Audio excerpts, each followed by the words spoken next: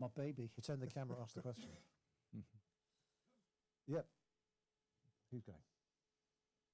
Good evening, guys. We're joining you from a secret underground bunker located on the west side of the River Exe, right here in Exeter, in a studio created just for you. Labor and Lib Dems are destroying our great land. We've got people coming into the country. We have no idea where they're coming from, no idea why they're here. Cars polluting our center cities because of house overbuilding. Hotels taking up at the airport to house some of these people. Weeds and graffiti all over the place. We need a complete reform of our politicians in this land, replacing them with fresh, local voices who are focused on restoring our great city and country. That's the only answer. Thank you, Mr. Producer. I think he's found a new gadget, so sorry about that. Okay, we're going to be over the top on some of these things, guys, tonight probably, but new technology. So tonight, guys, we're going to talk about what they've done to us and what we're going to do to fix that. And we have three great people on our show. Star-studded performance tonight. Of course, Neil Stevens, our councillor from Alphington and Cowick. Matt Sykes, who's the vice chair from the Newton Abbott branch. Is that right, Matt? That's correct. Yeah, perfect. Yeah, okay. And Steve Horner. Steve, where are you from, man? Huh? I'm from Timoth, and I'm a Timbridge District Councillor. Fantastic. So tonight, guys, you're going to be amazed, shocked, and riveted to your seats throughout our entire show. And when we get rolling, Mr. Producer, you forgot a prompt there, okay? Please ask a lot of questions and send them, if you want, after the show to Neil Stevens. No, we can send them now live. Okay. We've got our favourite lady back in the background. Jess, thank you for coming back. She is our mentor. She will get the questions to us, as long as they're sensible questions, and we will be prepared to add some live on air. Thank you, Jess. Great. And now that's for Facebook users. There are Twitter users. There are TikTok users. So, guys, if you're on YouTube, I think you can ask a question, and YouTube would be monitoring that. But if not, send it to neil.stevens@devon.gov.uk, okay? Yeah, as we go further at the technology, took us a lot of time. We're learning. Thank you, Doug. We are learning. And don't forget to look up Neil's YouTube page and hit the subscribe button and notify so that you get notified when we're going to have the next exciting adventure. And tell your friends, spread the word. Anyway, enough of that. Let's go, okay? So, Neil, we know already about you. Matt, introduce yourself. Tell us a bit about yourself, please, for a little while, please. Hi, my name is Matthew Sykes. I am a software engineer. Lived on the continent for many years, since 2001 to about 2017. And towards the end of that time, I felt excuse me, sir. Does that mean you're French? No, it doesn't. I'm English, of course, through and through. But I was living in France. But I felt a kind of an inner calling to come back and fix the country. I felt a deep, desire to get into politics in some way. And eventually stumbled across Reform UK and was very happy to volunteer back in 2022. I'm now the vice chair in Newton Abbott. I was the county manager until a few weeks ago. Probably less said about that, the better. That's another story to be told another time. But we have big things afoot in Newton Abbott. Things are changing, and we've got there's a good future. Thank you very much, Matt. And I know you've really supported the Exeter branch. We appreciate all you've done, especially for Neil and I. Steve, how about you? Tell us about yourself. Yeah, well, the story, as far as Reform is concerned, is it started in 2020 with the BLM riots.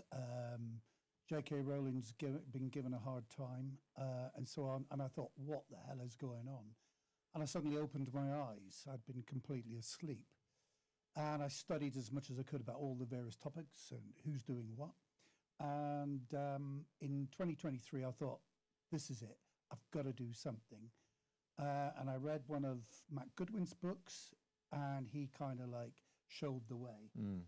So I did my research, and Reform UK was the only show in town as far as I could see. In 24, I stood for Parliament in one of the Plymouth seats, and I did pretty well considering I started with absolutely nothing. I am a Plymouthian by birth, so that was my connection. Plymouthian. I'm a janner. Not everybody knows what a janner is these days. You know. But tell us, what is a janner? I have no idea. A janner is like a bit like a Cockney is in London, or a Scouser is in Liverpool. You come from the rougher end of Plymouth. Plymouth, okay. So that's a janner. My wife comes from Plymouth. I never called her a janner. Yeah, but she's a paddy. You wouldn't dare to. She has a different. No, she's got an Irish passport, and she's proud of it. Yeah. And how did you? No, absolutely not. What have you done with reform then, Steve? Well, okay. Obviously, having stood for Parliament, I learned a tremendous lot about the party, about what people think about the party, and so on. Although I didn't get elected, it was the start of my helping to put reform on the map, as it were, albeit in my own little way.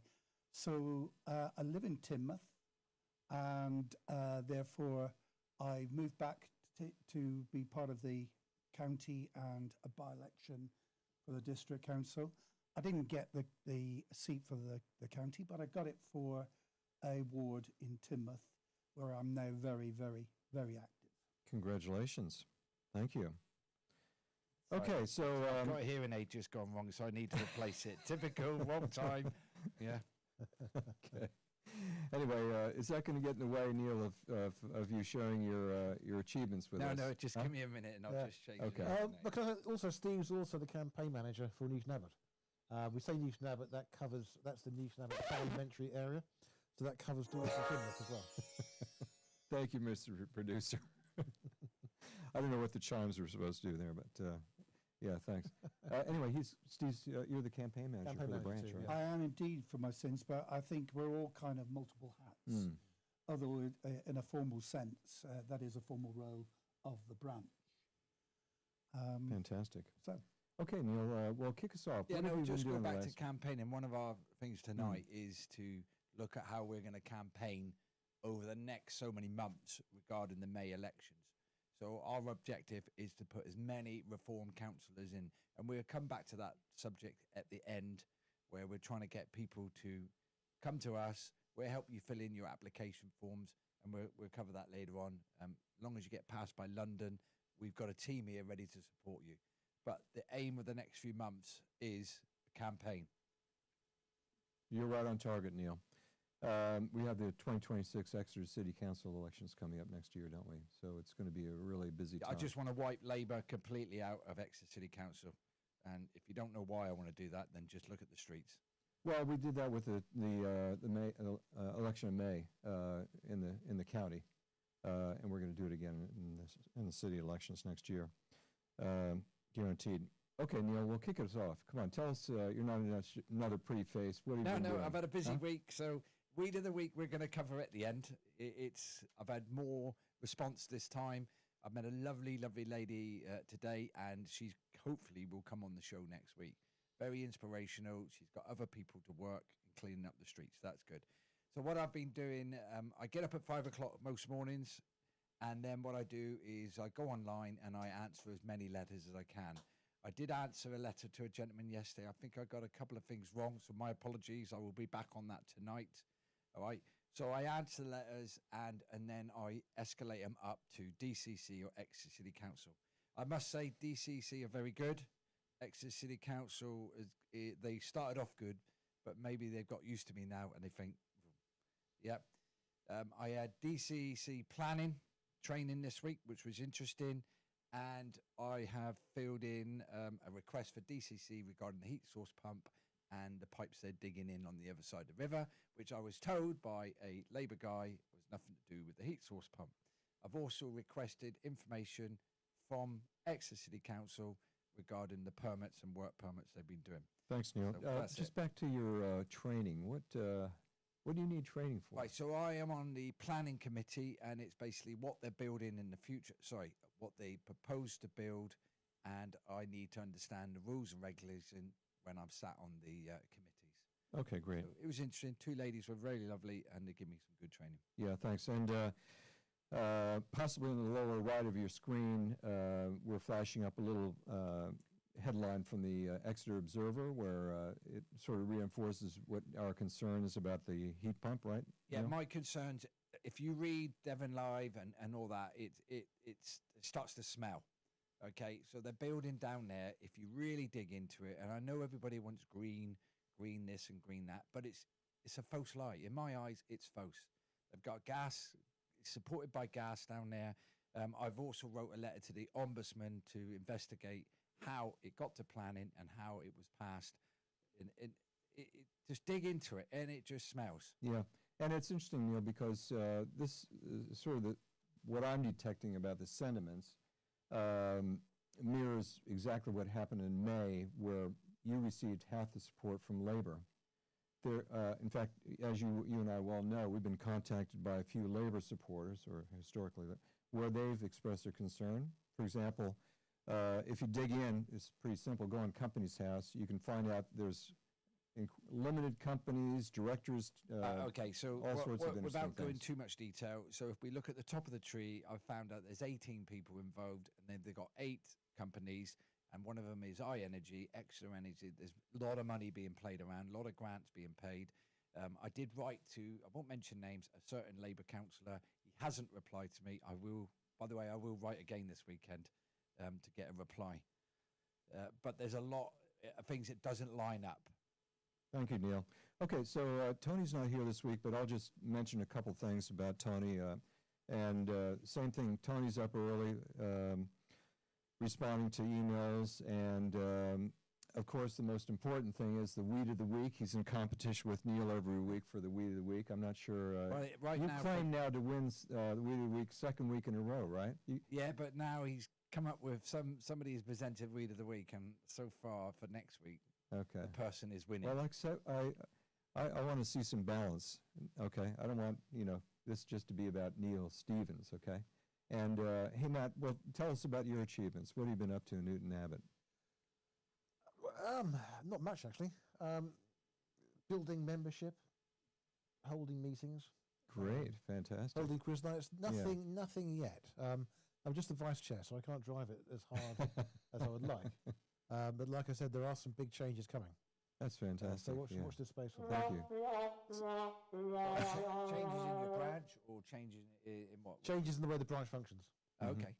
Okay, Steve, how about you? Sheriff? Yeah, I've been really, really busy. I'm now on 2 committees. I'm on planning and I'm on licensing. You finally So- got them then? Say? You finally got them? Yeah, they were, all of a sudden it seemed to be on offer to me where nothing was on offer before. Was that? I don't know really, but I just You didn't upset anybody, I did you? just emailed the MD of TDC and the chairperson. What does that mean, For council? TDC? Cambridge District Council. Okay. It's easier than saying Cambridge Yeah. District. And I've started on a campaign, shall we say, to, it's very topical at the moment, to persuade the council as a whole to oppose any placement of migrants in hotels, HMOs and residential. Particularly Teignmouth and Dawlish are really short of affordable housing, etc. And the last thing we want to do is have it filled up, taken over and filled up by people who I personally believe most of them Okay. really don't belong here, but that's my personal opinion. So I'm having a motion put on the agenda for our next full council. That is on the 23rd of October. But the council, or rather the local government officers, have actually responded to me very positively and offered to give me as much support so that there is no barriers to me putting on the agenda. They've also having the housing and homeless lead officer who's responsible for not just our homeless, but for the migrants and refugees and the such like. And they're now doing a presentation and a briefing to all councillors about what we actually have in Timbridge. What houses are taken up, how many do we have, what's the plans, who's asking us to house these people, what's Thank it you very costing much. us, and so on. And today I sent out a briefing. I did a lot of research, and I've sent it out to all my colleagues, the councillors, to give them some of the information that I found, which I suspect most of them haven't. And we're a Lib Dem run council. Therefore, there's quite a lot of political party policy of the Lib Dems that's likely to be a pushback against me. But I want them to think for themselves and to think about the residents. That's You know, great. Well, what's right for our residents. keep us informed, Steve. And it sounds like you're doing some great work down in Newton Abbot. So, guys, we're going to give you an update on some different local news and national news.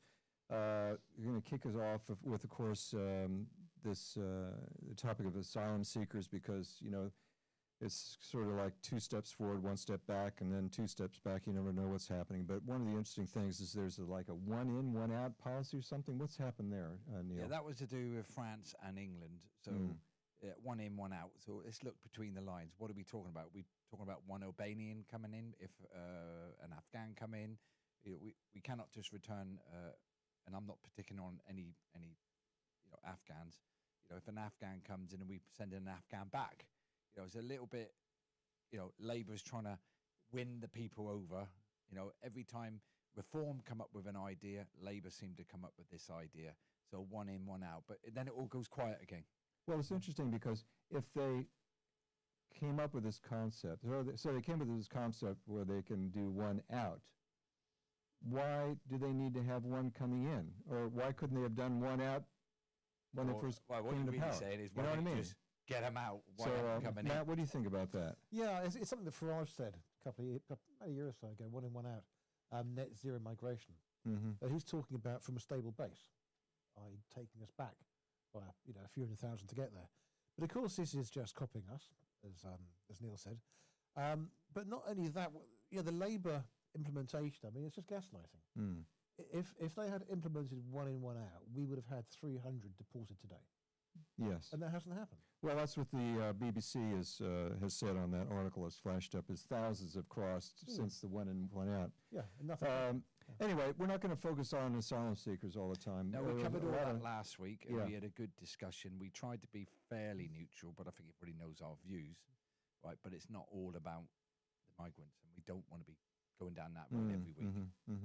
But before we move on from that, I came across an interesting figure. Right, yeah. Just today, I like it. over 111,000 people are seeking asylum in Britain this last year. Now, Where are they all staying? well, we've only had about 45,000 come across on boats. So where is the rest coming from? Well, apparently 11% are coming across on lorries, which is not in the media that this route is still I didn't know open. that. Yeah, there's a huge number. So that's, 12, 15,000. The rest of them, the other, almost 50, Sure, 60,000, yeah. are people who came here on a visa. Oh, they're overstaying. And when their visa expires, they're now saying, I want to seek Yeah. asylum. Oh, my goodness. So Yeah. they've come here to, slice Yeah. kebab meat in your local shop, or they've come here to, yeah, I don't know, teach guitar or something. yeah, So And now this they're saying they information can't go home. This information is not made. It is public, but it's Yeah. not made yeah. public. Yeah, Well, so- hey, Matt, Mr. Producer, could you actually skip forward 2 slides to the Exeter University slide? Because what we actually is public knowledge, Steve. If you go on the Exeter University website, they're offering sanctuary scholarships to and partial fee waivers to undergraduate students who are seeking asylum.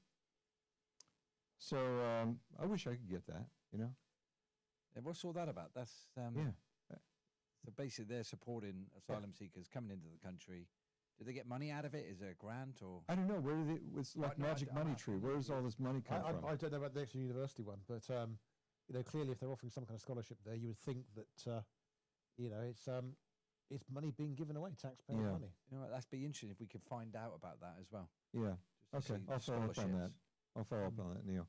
So we'll just keep on going, Matt, since you got us hooked on this illegal immigrant asylum seeker thing.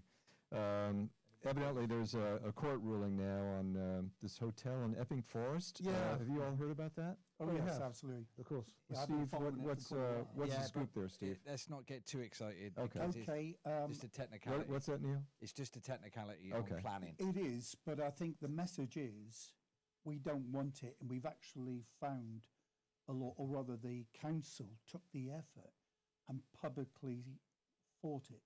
They paid for an injunction. Now that's really, really important, and that's one of the reasons I'm doing what I'm doing. I want our council, both the members and the staff, to be very clear that this is a district council that will not be told what we should accept. If our residents aren't given the option to give their consent, I don't think we should allow it to happen. Obviously, we can be overruled by the various laws and powers, but I think that will send a message which says, don't mess with us, it'll get very ugly, and find a better way of managing this problem. Thanks. Neil, do you have a But comment then on that? going in, what can we do? Because at the end of the day, whatever figure, if say for example 300 come over today, I don't know how many's come over today. It's about that per day. You know, they can't live on the street. They can't live in Yeah. they need to be I know. housed. So Yeah. the question is, are we just moving one problem to another problem? You know, right next door, I've got a house with 4 flats, which is going on the market. You know, there's no reason the government can't, and then put it into Buy our that and put community. it, yeah, exactly. So because the government don't seem to care where they put them, in my eyes. Well, they're just- desperate. Because if you look on the bigger scale, it is they have to house them.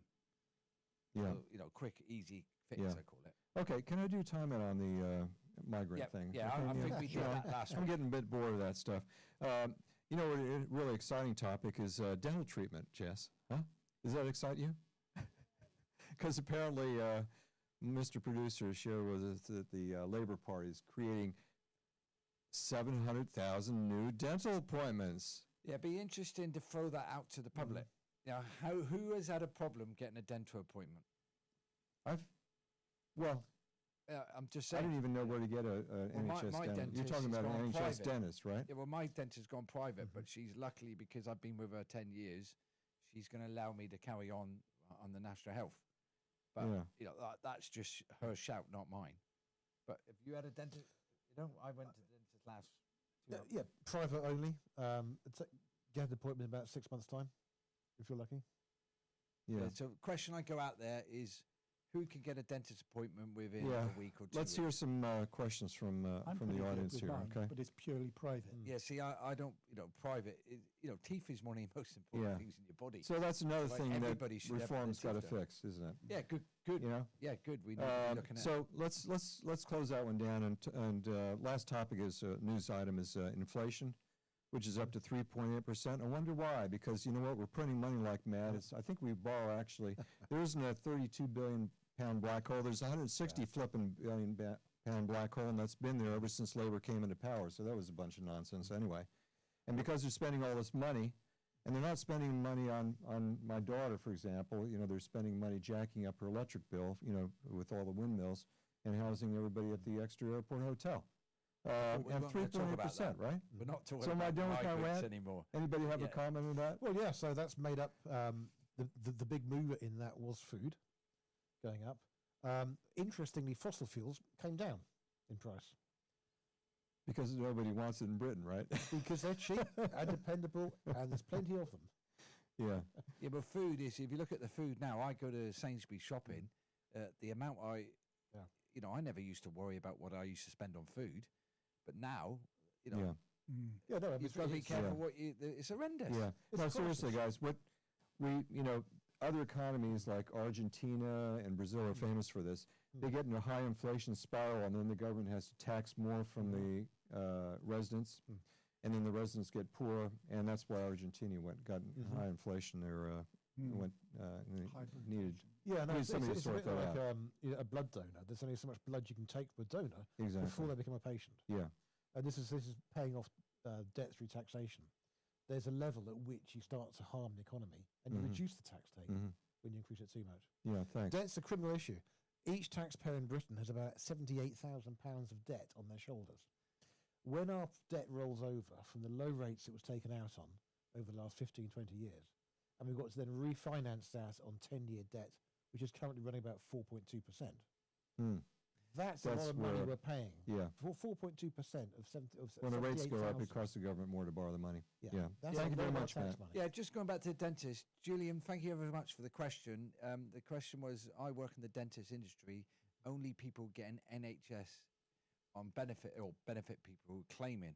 So what they're trying to say, if you're on benefit and you're claiming, you've got more chance of getting a I didn't know dentist that. appointment. Well, I didn't know that. I mean, I work every day. I work hard. I'm not just a counsellor. I have to work, and I have to wait 1 year, but I book it in a year before to get my dentist appointment. Thanks, Julian. And So interesting. Thank you very much. And I want these questions to come in. yeah, and if this is the same Julian, I don't know the last name, doesn't We don't mean mention the anything, last but anyway, thank you, Julian, for posting a comment last week where you, I'm going to quote you, it says, Neil, I know you will put 100% in anything you do. And that's a fact, because I'm over at Neil's house at 6:30 in the morning sometimes, or 10 o'clock at night, right, Neil? And he's still working. And you caught me with my pants. Okay, on well, anyway, we sometimes. need to move on, guys. Okay, chill out. Okay, so we're going to talk about the housing issue in Exeter because it's a big issue here. It's just out of control. We have a couple different bullet points, guys, and facts. What do you think, Neil? Well, my biggest issue is Alphington. I've looked at the planning. I've sat in many planning meetings. And as they say, it's only going to get bigger. Yeah. And there's a lovely village in Ede, which is actually outside of Exeter, but somehow either Teignmouth, Steve, or Exeter seems to be involved somehow. But it has I looked it up. It has a population of 556 people. It's a lovely little community. In fact, they pool their money together to buy a piece of property, and they use that for fairs and gatherings and stuff like that. And you know what? There's planning permission that's a planning application going through. Apparently, they're going to build 2,500 homes near there, 7,500 people. A village going from 556 people up to 7,500 people. Well, that will join ridiculous. into Exeter in the end. Yeah. It's like Topsham. Topsham 10 used to be. Yeah. And now if you look at it, you drive from here and you're in Topsham. It's a different city. Right, so this is where I think they need to do the research. So, do your research. Who owns the land around you? I would say it's Teambridge Council who own most of the brown land, if I'm correct. But do your research. Yeah. So, And did you hear about the plans that Exeter want to expand the size of the city council area to include tell us about that. Teambridge, coming right down to Starcross, Cockwood, up this side of the estuary, as far as Chudley, to be taken over by Exeter City Council Oh my gosh. for building housing. Yeah. My goodness. they're happy building houses, but they're not Yeah. happy building the infrastructure. Well, And what it is the building people or the companies who do it, they sign a contract saying they're going to do this, do that, do that. But unless they sell the houses, they say they can't build the infrastructure. Well, it should be the other way around. You should have a pot where they build the infrastructure, right, and like in other countries, and then you put the houses there. Neil, the Exeter plan, guys, look this up. The Exeter plan states that the city has an aspiration to build 14,000 new homes by 2040. 14,000. That's just new homes. So if there are like 3 people per home, that's 50,000 residents. That's going to change, the whole dynamic of the city, isn't it? Well, yeah, of course it is. If you look at Alphington, population, 8,200. They're looking at building another 2,500 or building more houses around there. Yeah. Right, so it won't be Alphington Village. I mean, we're not disputing the need for, building these houses necessarily. It's just, so I think the policy of reform is you're looking at brown land, aren't we? yeah. To build. Right, we shouldn't be touching around the river. We shouldn't be. They're looking at the top of Red Hills. Tony's on that right now. Tony's trying to find out about what they're going to build. So if you look up to Red Hills, you see a skyline, you see all the trees, right at the top, and they're on about building there. Yeah.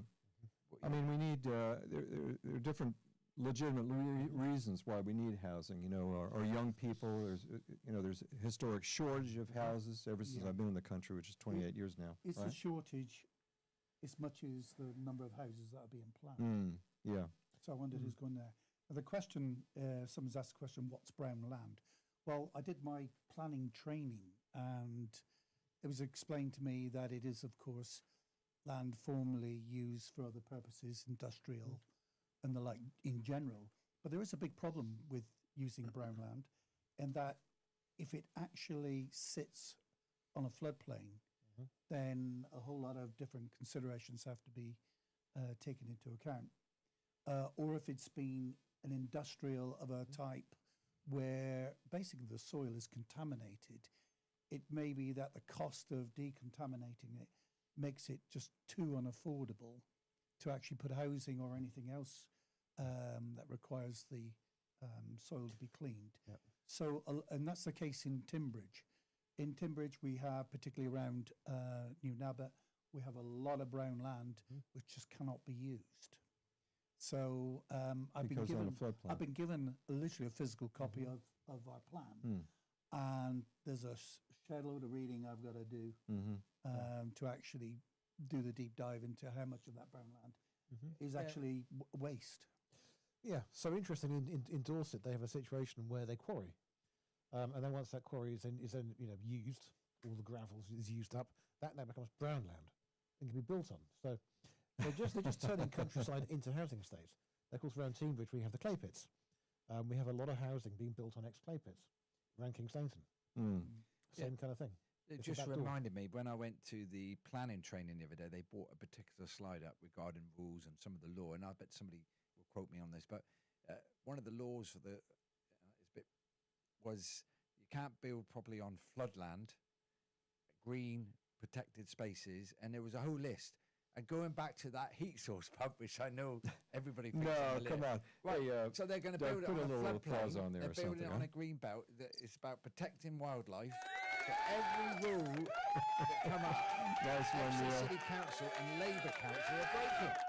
And I ain't going to give up, I can tell you that. I know you're not going to give up. Oh, my gosh. But, I mean, Exeter's kind of unique in terms of the housing issue, because we, like Steve was saying, we've got a shortage to begin with. It's kind of a national shortage, but it hits Exeter, doesn't it? We've got a big student population here, university. But that's not really, we shouldn't take that into account, because they come here, they move on, they're here for 3 years. There's so much Chinese student accommodation. And people obviously rent their buildings to students. Well, they require, the point is they require space. For example, in my house, I have somebody that lives here and he's a student, he's a mature student. But anyway. But then you know what's going to happen next, and I don't want to go back to migrants.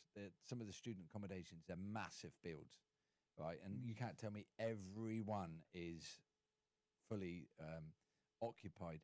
So what they will do next is they'll change the law for whatever they're going to do, and then next minute you're going to get a student accommodation full of people who need to be housed in some shape or form. Migrants. Okay, okay, so we'll come back to that. It's happened. Just to knit this together, so there are some legitimate reasons why we need it. We need it for the students. We shouldn't have anybody homeless. We have a shortage. But, those are existing and issues that we're faced with. So with, when we have an additional input, for example, people coming across on the boats, what did you say, 111,000, Matt? Well, that's just seeking asylum. Yeah, see, that creates a lot of pressure. The ones that come on visas, you're talking about, was it 750,000 in 2 years? I think came in total. People on work visas, student visas, and asylum seekers and illegals. So that's, that was 2 towns the size of Plymouth, cities the size of Plymouth in 2 years. Well, apparently there are 32,000 asylum seekers in hotels right now. Yeah. So that's a lot of people. Well, they're not hotels anymore. It's a change of use. You can't call it a hotel. What do you mean by that? Right. Well, that High Court judgment was that let's turning move from on a hotel into an asylum let's move on about that. Is a change of use, and therefore they're planning. We've got a shortage of housing. We do know that, right? And we've got young people who want to leave their homes and they want to buy houses. So not only they got food bills, they've got mortgages which are going up. I'm not a great lover of mortgages where they can put it up and down and control it. So the banks control your life, the supermarket controls your food. So and now the government are even controlling what you say online. Right? Oh, good news that they released Lucy Connolly. That was really good news. So I wish her luck in the future. Who's Lucy Connolly? The lady who wrote. I'm not saying it was right or wrong. Right, she wrote on Facebook, which she withdrew it in two hours. Yeah, right or wrong, I'm not just for it, but the punishment she got was not correct. Yeah. And all I can say is I wish her and her family good luck, and please, rebuild your life and go and milk it, make some money out of it, tell your story, tell the truth. That's my view. Okay, so let's just touch on the impact of all this housing that's being built on us locally here. I mean, coming down to the River X roundabout from the city, when I moved here about 4 years ago, it was only congested like after 4 o'clock or something. Now it's congested all day long. That's a big change. What other things have you noticed? Well, I tell you, I want to know where the work is. Where is the work for these people? Where's the industry? We live in the West Country. We have a bit of fishing left. Farming's on its knees. We've got old people. Well, fishing's failing as well now, isn't it? Yeah. Because Where's the industry for these people who are moving down?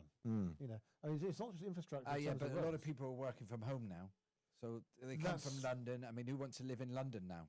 London has fallen in my eyes. Yeah, I mean, white flight is definitely a real thing. A lot of people are coming down here because they live in a quiet life, countryside. You can be at the beach or you can be on Dartmoor.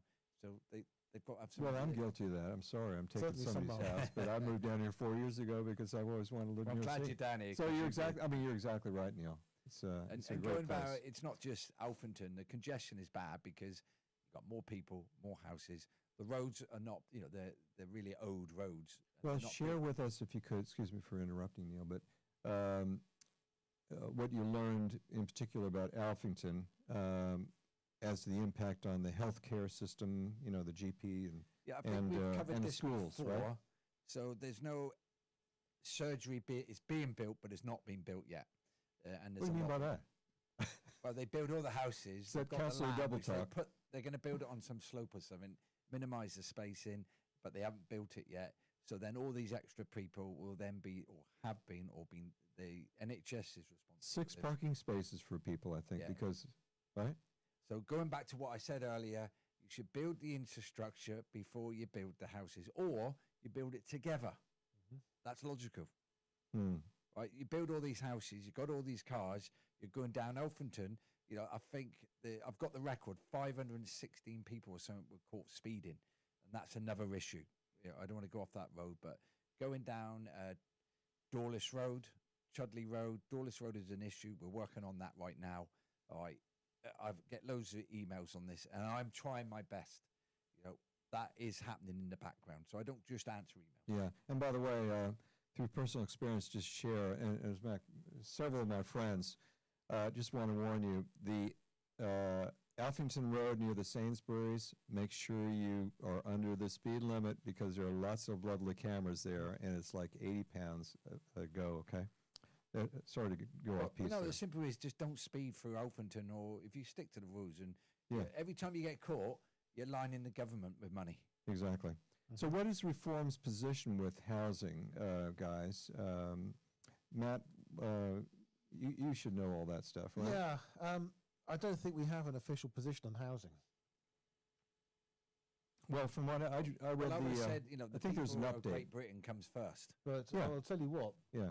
Whatever it is, it'll be the common sense view. It'll be the obvious common sense policy. I actually did some research this afternoon on that. Apparently, there's been an update since you were Devon coordinator, sir. But thank you, Ed. But no, it says just what Neil said. Actually, you're exactly right. Maybe one day you'll be a councillor like Neil, Matt. No, it's okay. It's too much work. No, he said reform. There are 3 things. Reform focuses on brownfield sites. Reform is going to eliminate stamp duty for any property under $750,000. And reform is going to prioritize local people over outsiders like me who came in, frankly. But I think that makes common sense, right? Local people who live here, born and bred, should be able to be housed. And that's not just buying them, it's social housing as well. Yeah. It should be a priority. Yeah. And I think that's fairly unique because I did some research on Labour and the Lib Dems. What did that reveal, guys? Well, I mean, the Labour idea of taxing your principal residence if it's worth more than $500,000, well, that stops people moving for work. You're not going to go and get a job in Cambridge if it's going to cost you $150,000 in tax straight away. Yeah. So it kills the job market. Yeah. It is an insanely stupid idea. Yeah. Yeah, well, we're gone out of the box here in the sense of socialism. In my eyes, yeah, Labour right now is a socialist government. You tell me which country socialism works, and if you're correct, I'll buy you a meal. Yeah. All right, where does socialism work? They're after your money. And another thing my mother said, right, they're good at spending your money, but you don't see them spending theirs. They all walk away, with all these, they all end up as millionaires, don't they? Yeah. I mean, even You my serve the youngest, people. You're not there to make loads of money. my youngest daughter gets it because she knows that she's over the 20%. She calculates all this stuff up like I do, and evidently they've frozen the 40% banding. So she says, "Dad, I think I'm going to pay that in the next couple of years. Everybody's going to be paying 40% because they've frozen it." You know what I mean by that? Yeah, the threshold's been fixed. Yeah. For many, many years now. Yeah. It's a way of taking more tax. Yeah. So what do we do in the meantime? I wrote down we've got to challenge the planning applications.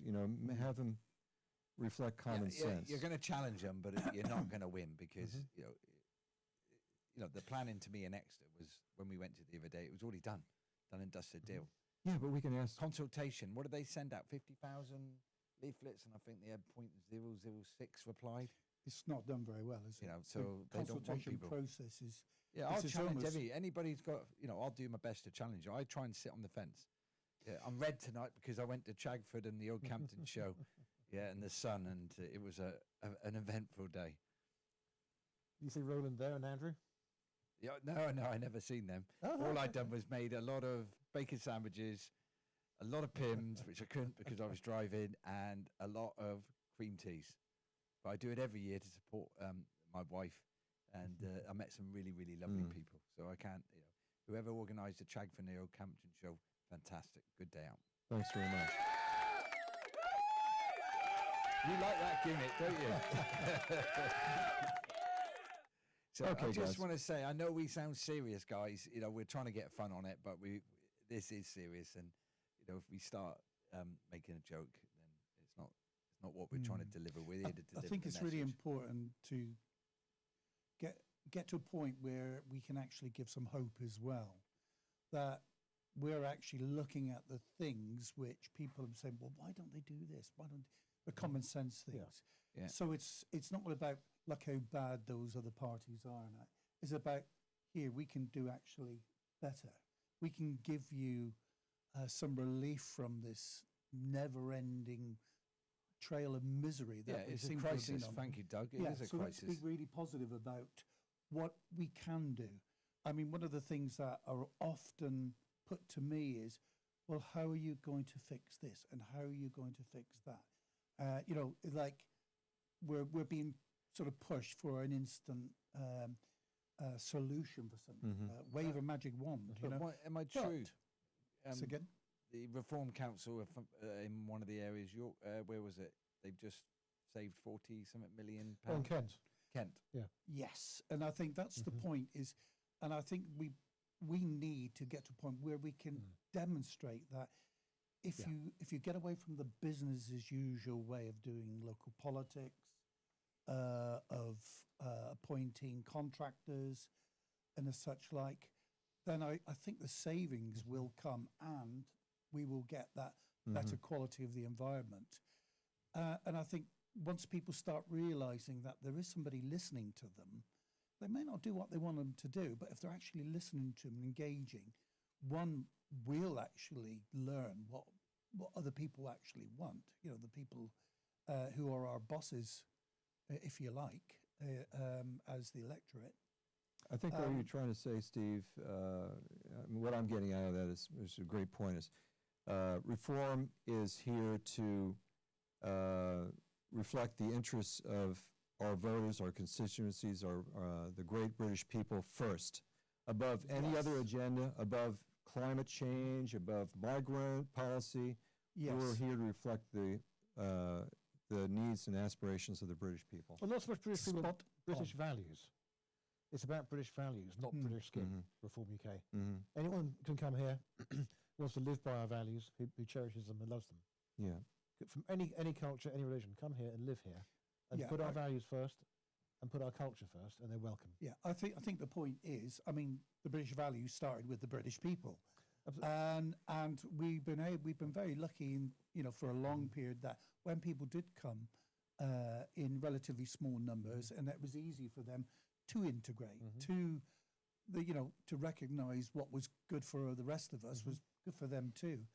But the floods that we've had and the change of our establishment, their view of it, the critical social justice and that side of it, has made the impact of all those numbers of people worse, because they're not naturally now coming to say, well, Britain's a really great place, great values, and it's going to be a nicer place to live for us. Thank you very much. They're coming to form subcultures.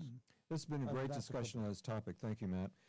Now, Neil, now that we have got a great landscape of the issues that are going on here, what are you going to be doing in the next week or two? Yeah, okay, so one of our biggest problems in Alfredon is still the bus, stagecoach. So there's a lot of issues there which I'm trying to deal with. But same again, I'm trying to push it up through the Peter, who's in charge of stagecoach, and that's ongoing. I've put 4 motions together to DCC.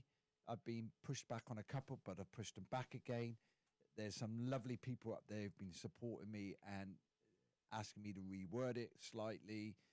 One motion is about ADHD, where people are having problems to get their children in.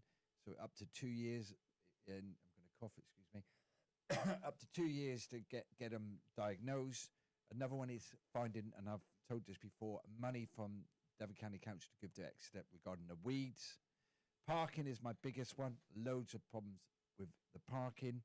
And my last one is I'm working on it, and that will come out in the next few days. Thank you very much, Neil. And I'll speak for Tony briefly before going on to Matt and Steve here. But Tony's very interested in the disabled access to not only the gyms, but all the facilities within Exeter here.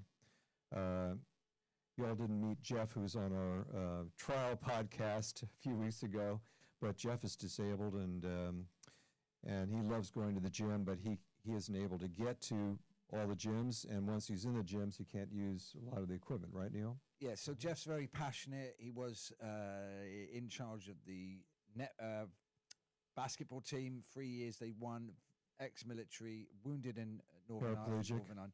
Fantastic guy. He's got rebuff from Exeter City Council. Tony did a meeting the other day. He got stood up. The individual who went down to speak to him was very rude. That's his words. I wasn't there. But Tony's not let it go. He's wrote to Devon County Council because Exeter City Council has pushed it to Devon County Council. So without devil's advocate, I would say Devon County Council will then push it back to Exeter. But Tony is not. He's very stubborn, and he keeps going at it. Applause there, Dougie. Hey, and naturally, Tony and I are keen on him winning the Weed of the Week for the next week, Neil. That's what he's going to be focusing on. Yeah, okay? You might be keen. So I've been buying the Weed of the Week. And last week it cost me £18, and the day it cost me £24.99. So, but there's a prize there. It comes out of my pocket, not Exeter's Devon County Council, okay? Well, we've been dishing out fertilizer to a lot of people, so we got weeds growing like crazy. Hey, Matt, what are you going to be doing the next few weeks there in your branch there? You say there are interesting things going on? Yeah, well, we need to hold the SGM first of all, and get the structure finalized. What does SGM mean? Well, a special general meeting. So it's where the branch officers are voted in by the branch members. That needs to happen. That's been happening in branches across the country. I guess we're going to have one in Exeter, sounds like, eh? Yeah, so there should be one here soon. Yeah. Yep. Thank you. And then once that's done, some of the ideas I have in mind are to hold open meetings with the public, advertised, and the meeting will be focusing on one of our policy issues. So a 45-minute presentation by someone on, say, why it's important to keep our military under British government, or why farming is important, and what are the issues farmers are facing, and what the current government policies are doing, how they're affecting them in a negative way. Net zero, another one, postmodernism, Marxism, and how immigration is a key player in those two. To bring in people, potential voters, Tories and so on, Lib Dems hopefully, and just to listen to us and to hear us talk about our policies and why we think we're right on these issues and why they should vote for us. Thank you very much. So you're really moving your branch forward. When do you think we're going to have our SGM? Because Well, we I have, don't know. I mean, it's I've up to just got a question from Colin. Thank Southwest you, Director. Colin. Colin says, when are we having ours? We don't know when X is coming up. That's above my pay scale. But what we're doing, and this is part of the show for the next few weeks, we are looking for candidates. Right, you have to be vetted by Reform London. That's nothing to do with us. So get your paperwork in. If you want to be a councillor, we will support you. All right, you have the studio to use. We will get your name out there. We need to wipe Labour off. Thanks, Neil. So at this moment of time, even though we haven't got a branch here, we are functioning. We are ready to deliver, and we're ready to wipe. Well, we'll touch on that in a few minutes more, okay? I'm very passionate on that, by the way. So, thanks. And just very briefly, Steve, what are you going to be doing in the next couple of weeks? Maybe 1 or 2 points, briefly. Very simple. I'm going to finalise the details and do a bit of lobbying for my motion on the migrant placements. I'm also in the process of creating another motion to resolve the public toilets issue. It become a bit of a battle in Timbridge and that, and sitting there listening to all the conflict on it, I thought there is a third way, and I think I've found the third way, but you're going to have to invite me back for me to tell you about the third way. I know your third way. Will do. Okay. But we have the and I have same one more problem thing here. as well. Another one. I have one more thing that I'm preparing, which will probably go into the next meeting. I am going to propose a freedom of speech policy for our council, so that all the devices and the complaint system and the toxicity that is Well done. Well, I'll give you a real pause for that. Thank you very much. Done in Bromley Borough Council. Thank you, So I'm Steve. taking all their hard work and I'm going to propose. So, guys, we're going to touch on, just want to touch on the few questions and answers that were raised last week before we move on here. And just want to, again, thank you, Julian, for saying that I know that Neil will put in 100% in whatever he does. And another random person said that Neil Stevens is a flippin' workaholic. He's up 4:30 in the morning, and the man never gives up. Glynis, thank you very much for your comment where you say that we had a technology issue. That was one where we had 2 minutes of silence. We spent about 4 hours Wednesday evening sorting it out. But thank you very much, Glynis, because it was that comment that actually made us realize that we didn't have any sound going out. And then now I've got to read this from Lloyd because we've got to be very careful what I say here. But thank you very much, Lloyd, for your funny comment. Cycle on the roads, but roads are in poor condition. Believe me, I bought a bike a few months ago, Dodge S. And I'm not going to say what you said, but... well, saying about cycling, I've got a lovely gentleman we're going to invite on regarding Exeter cyclist. So he runs it all. So it'd be interesting for him to come along. And I'm going to email you tonight to get you a date where, he was really lovely. I met him at the Hattock meeting. I went up and seen him. Brilliant. I'm not saying I agree with everything, but we can find a compromise where we can have pedestrians, we can have bikes, and we can have cars, and everybody needs to be using that. Thanks very much, Neil. Jess, any more comments from anybody? Perfect. Okay, that means that we can move on to Weed of the Week. Neil, kick us off on that. Doug, do you have a slide to show? Perfect. Who is this person? Okay, I met Tina Walker today. She has been brilliant. Now, this lady has gone out. She's cleared the area around her. She looks after the neighbours' gardens.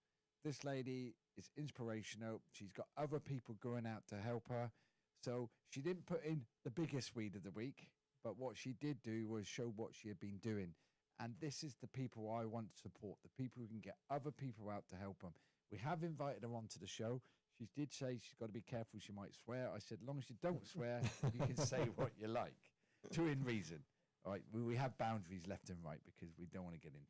And we're trying to build awareness. I think that's the central point of this, isn't it, Neil? It's not just a laugh, right? We're trying to build awareness. So if you just everybody who drives around, walks around, cycles around, just concentrate on all the weeds. Just look at the fencing, the roundabouts. It's a disgrace. This is a cathedral city. Let's go back to what we used to do. And we can always blame about money, and it is about money, but also we can help our bit to make this cleaner and tidier. And I'm going to do a little push for my Facebook page, which only has 40 followers, okay, which is fine with me. But I posted on there that I went to London a couple weeks ago to see my daughter. We had a great time.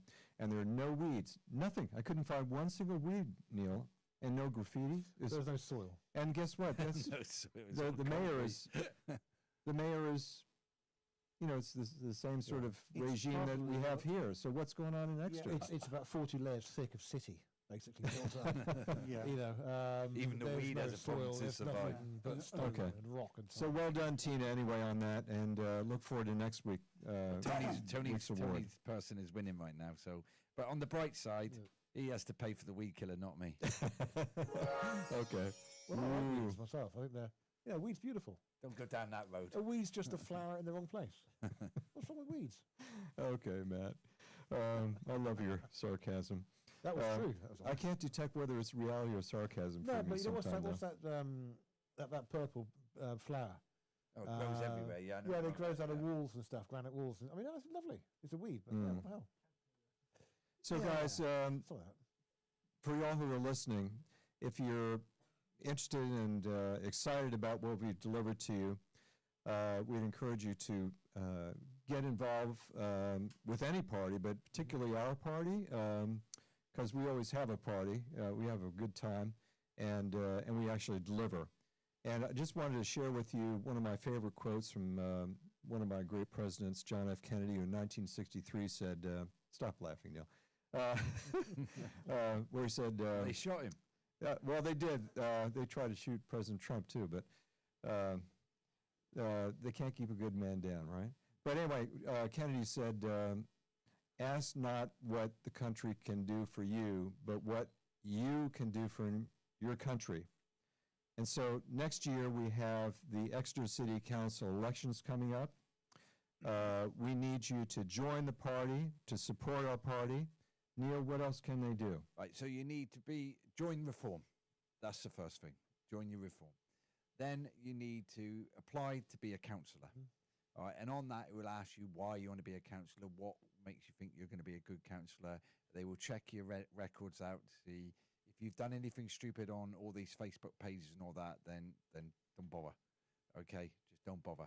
All right, but we're looking for people. We need good people. All right, you can sit in an armchair like this and you can moan and groan as much as you like, but we want you to come in, put your name on that bit of paper in order for us to put your name out there in order to remove these people in power. All right, we need people. I just wanted to echo what Neil was saying because in February, I guess, we started assembling our team. I'm looking at two people.